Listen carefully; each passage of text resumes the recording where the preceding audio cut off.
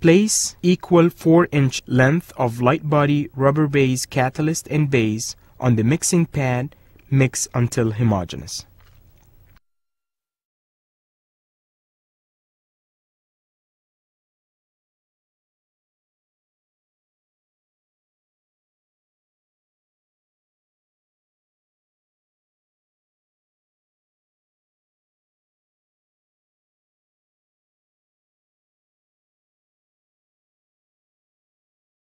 Distribute the material uniformly in the tray using a small cement spatula. Cover the borders 2 to 3 mm onto the labial and buccal surface of the tray.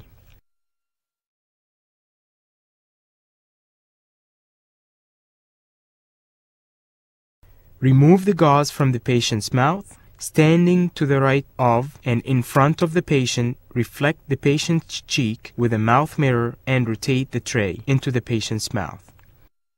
Instruct the patient to open his or her mouth widely and lightly protrude the tongue and lick the upper lip from one corner to the other. Hold it in position with the index and forefinger with enough pressure to keep the tray seated. The vestibular tissues may be briefly and lightly border molded for about 30 seconds after the tray has been seated. Allow the material to set. Remove the final impression. Inspect the impression to determine if it's acceptable. Checklist for the mandibular final impression. The labial and buccal borders are fully recorded. Retromolar pad covered. Retromylohyoid area covered. No tray showing through the impression material.